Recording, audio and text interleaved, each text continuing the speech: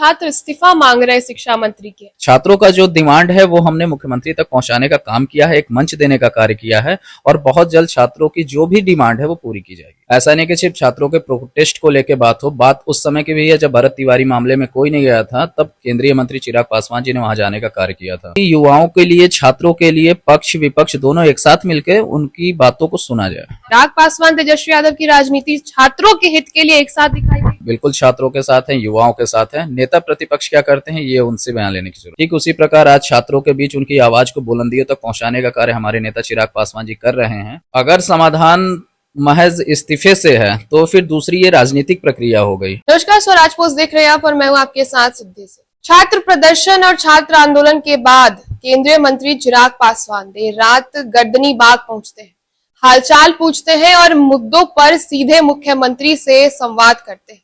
छात्रों के हित के लिए एक बार फिर चिराग पासवान उतर गए। जो अब तक कोई भी एनडीए का नेता नहीं पहुंचा, चिराग पासवान पहुंच गए। तमाम मुद्दों पर हम बातचीत करेंगे।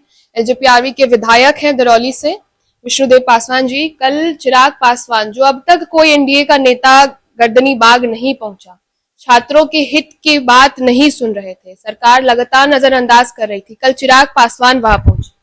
जी, हमारे नेता चिराग पासवान जी या फिर हमारी लोक जनशक्ति पार्टी हमेशा जहां सही हो सही कहने का काम किया है, जहां गलत है वहां गलत कहने का कार्य किया है, चाहे हम लोग सत्ता पक्ष में हो चाहे विपक्ष में।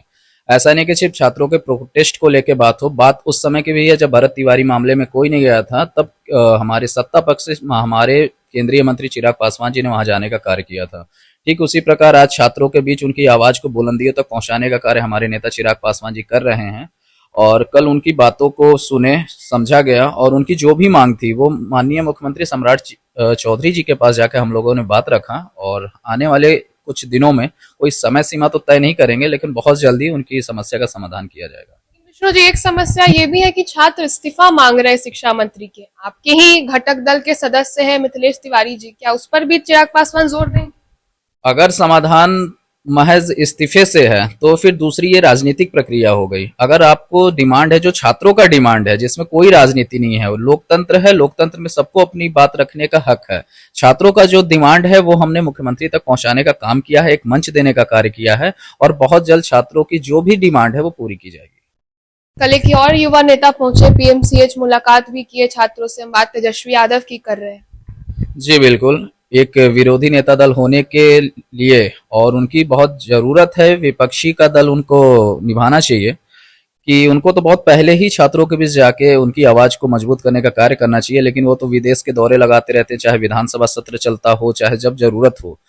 तो मैं तो चाहूंगा कि युवाओं के लिए, छात्रों के लिए पक्ष विपक्ष दोनों एक साथ मिलकर उनकी बातों को सुना जाए। आपने पक्ष और विपक्ष की बात की, फिलहाल पक्ष से यदि हम चिराग पासवान की बात करें, युवा की बात करते हैं, बिहार फर्स्ट, बिहारी फर्स्ट की बात करते हैं, तेजस्वी यादव भी युवा के लिए कर रहे हैं, लगातार गर्दनी बाग गए हैं। क्या आने वाले समय में चिराग पासवान तेजस्वी यादव की राजनीति छात्रों के हित के लिए एक साथ दिखाई देगी?